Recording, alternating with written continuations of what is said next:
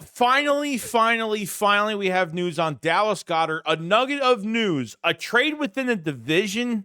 That's going to be kind of crazy. We're going to talk about that, and we're going to be talking about Nick Sirianni and Howie Roseman's press conference from a couple days ago, the process of the draft, where, what really are they doing, and Howie Roseman giving us some little extra information on things of their process of how they're going into this whole thing, and I think we need to talk about it, so let's get straight into it all. A killer buried, but not dead. Darren, we better turn around. Because I've seen enough horror movies to know any weirdo wearing a mask is never friendly. Yo, what's going on, guys? The War Having a fantastic day today. This video is sponsored by BetUS. So go check them out if you guys have not. So there's a lot to discuss, okay? First, Dallas Goedert. Okay, we haven't heard nothing for weeks. It's been weeks. I mean, other than, hey, Dallas Goedert, go out and find a trade partner. After that, it's been dead news, nothing. And we finally got some news on Dallas Goedert. And like I said, you got to take things with a grain of salt. So here it is. Okay, Dallas Goedert. Looks like the Giants have reached out to the Eagles about tight end Dallas Goedert, and is a situation they will continue to monitor. For Jordan Renan, okay, Goedert has been knowingly on the trade block. Okay. Dallas Goedert has no guaranteed money on this deal. Trey McBride just got paid $43 million a year. And Dallas Goedert, is he the problem? Is it Howie Roseman just trying to trade him, not getting the right compensation back? Or is Howie Roseman trying to re-sign him to a one-year deal, or literally redo his one-year deal? And Dallas Goedert is pretty much like, nah, I need to get paid. Okay, I just won a Super Bowl. I need to go get paid right now. Okay, so Jordan Renan works for ESPN, works for the NFL. He has a Facebook page dedicated to the New York Giants. So I don't know if he's a New York Giants beat writer. So let me know if you guys know if Jordan Renan's a beat writer for the Giants. He's got a massive following. So maybe he knows within the organization some news in the background on, Dallas Goedert trade to the New York Giants if the Giants actually called. This isn't from Rappaport. This isn't from Schefter. This is third-party news, which you have to take into consideration there. If it holds some water, great. It'd be nice if we heard something, because if Dallas Goedert isn't traded before the draft, he'll probably be trade bait. And if he's not traded by the draft or on draft night, then I feel like he will come back if he's not traded by the draft, at least by draft night. Something, okay? Without Dallas Goedert, it's really hard for me to sit here going into this draft saying that tight end is not on the top of their list right now. I don't care who you got. There's nobody right there behind Dallas Goedert that could start and we'll all be fine, and there's no issue. I like Calcaterra, but he's not it. That Granson kid is better than Calcaterra, but man, he would be a nice number 2 behind Dallas Goedert, but he's not good enough. Okay, they signed the other kid in free agency. They signed 4 tight ends this offseason, 2 to the offseason future contracts, and 2 of those other free agents that we signed. So if that doesn't tell you a trade is going to go down, then I don't know. I know the last bit of news we heard about it was Howie Roseman was trying to get a 4th-round pick for either this year, 26 or 27. You already have 12 picks going into 2026 next year. So whether the Giants call it or not, look, I don't mind trading with division rivals when it comes to the draft, but when it comes to trading players to division rivals, I hate doing it. I don't want to do it. But at the same time, I don't want to get a team. I don't want them to get better because of a move like this. And on top of everything else, dude, like, you're going to charge extra. This is a Pro Bowl tight end that you're literally that you're going to give to literally a division rival. Okay. And I understand Dallas Goedert's missing 5 to 8 games a year, but he just has a ton of value because when he's healthy, he plays really well. Big help in the playoffs to the Super Bowl. Okay. Thank God he was healthy going into the playoffs. Thank God we got him back from that moment. You know what I mean? Too many injuries, too much missed time for Dallas Goedert.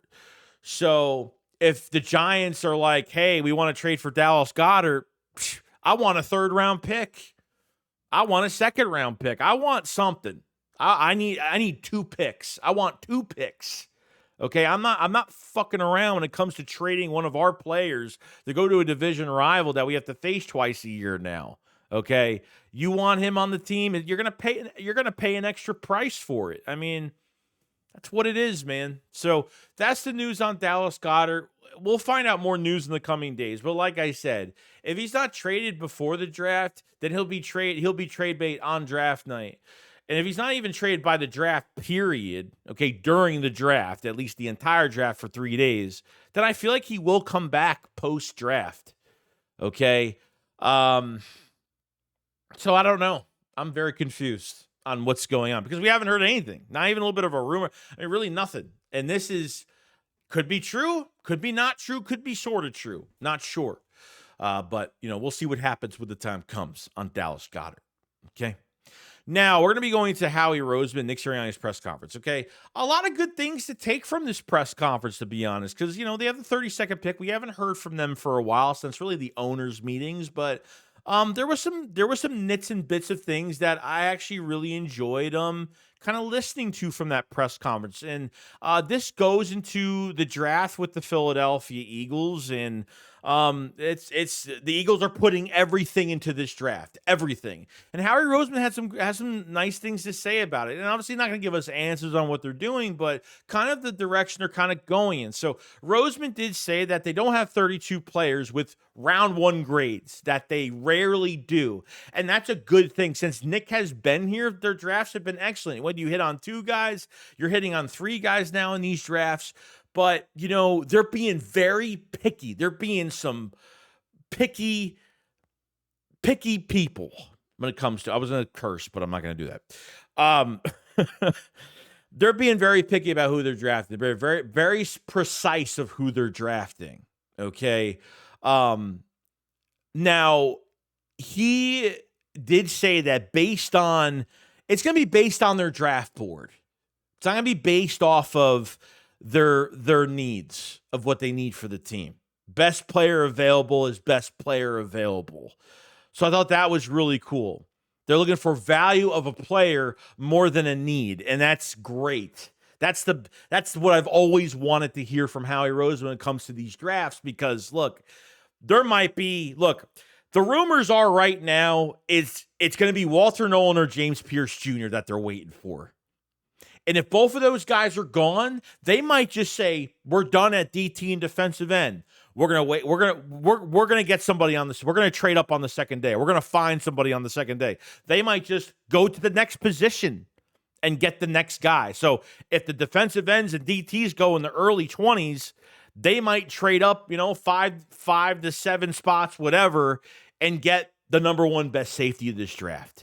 Or something as an example of that. That might go to the next position, because I feel like that position will start to wear thin in the mid rounds of the mid, from early teens to early 20s, just because nobody wants to pay an edge rusher right now or pay a DT right now, because the market's really crazy for that position.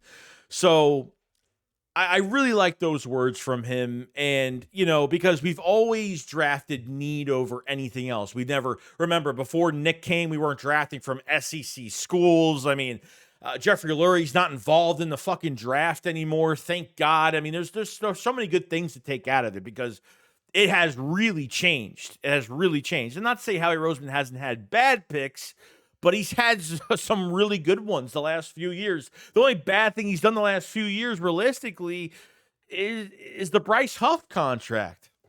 That's really the only thing I complain about. I understand the Chauncey Gardner-Johnson train has been up and down for Eagle fans. But, to talk about the value of the player more than the need of the team, of what they need for the team, is a great thing to hear from a GM. Okay, you have teams like the LA Rams right now. Read the report. The LA Rams GM pretty much was like, we don't really value pre-draft visits. Like, what?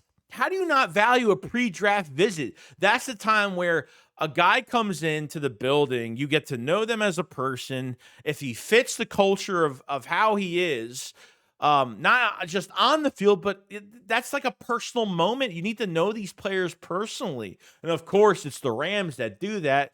And every fucking team that tries to follow Howie Roseman or really literally repeat what the Eagles do are always 10 steps behind. Okay. The last time the Eagles had the 32nd pick, They did nothing after for the next few. They did nothing the next few years. Bad draft after bad draft, re-signing players that played in that Super Bowl the next 2 to 3 years, re-signing everybody, spending money on everybody, re-signing everybody, and getting absolutely nowhere. Over the cap, $70-something million. I mean, just a financial mess. And the Eagles have really turned it around the last few years.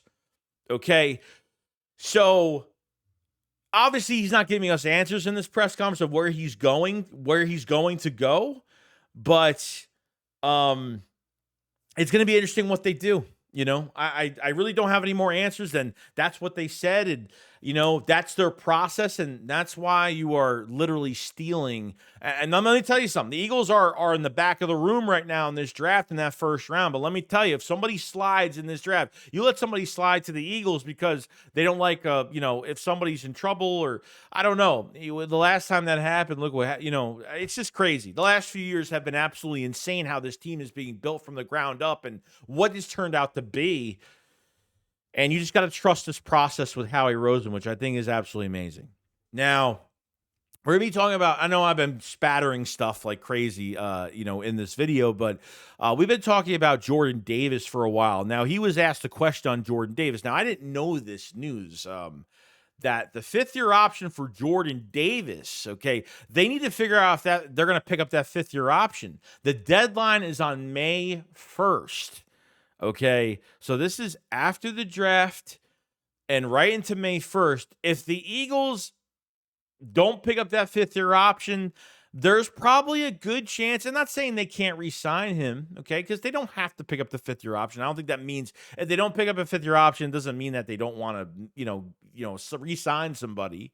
But if they do pick it up, then that means that they want to, they want to prolong this thing with Jordan Davis, and they want to try to figure something out in case he has to play on the fifth year. It gives them more time to re-sign him, realistically. So we'll see if they pick up that fifth-year option for Jordan Davis, okay? If they drafted like Walter Nolan or something like that, and then they don't pick up the fifth-year option for Jordan Davis, I mean, if Walter Nolan gets drafted, I think Jordan Davis, I think his days are numbered.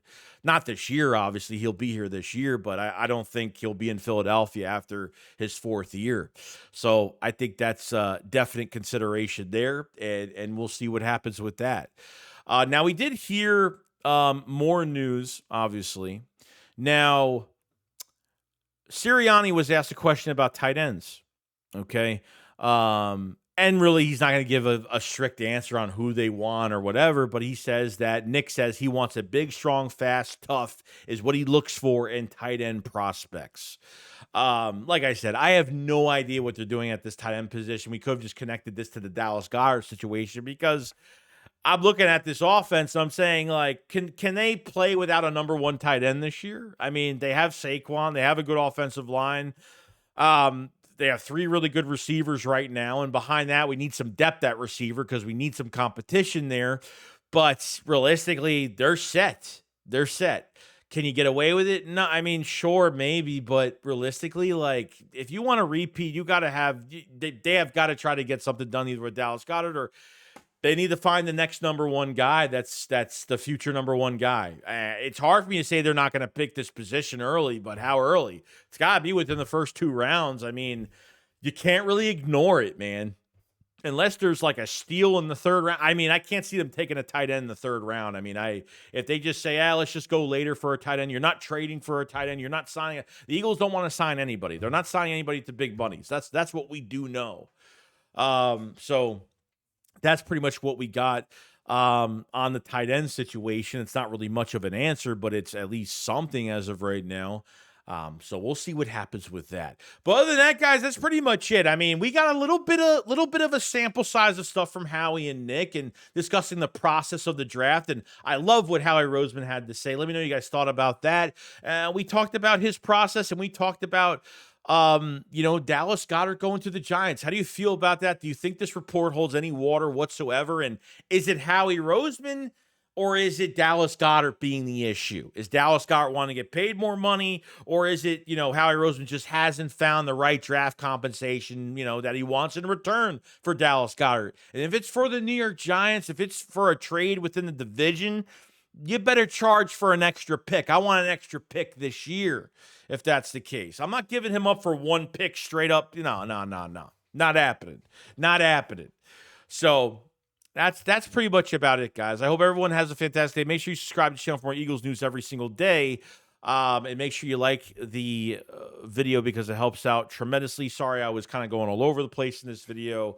If you guys haven't checked out the Philly Shakedown podcast merch, definitely go check it out. We have the Champions t-shirt. That's 100% polyester. You're going to absolutely love it. It's absolutely fantastic. Check out the main thing t-shirt. Comes in t-shirts, hoodies, all of that great stuff. So definitely go check it out. And the rest of our store from what we've put out the whole entire 24 season with a lot of new 2025 stuff as well. So definitely go check out all that too. Thank you, everybody, for checking that out. Link is in the description for that. And I will see you guys on the next one. Shake so up, follow us. Peace out, guys. Peace.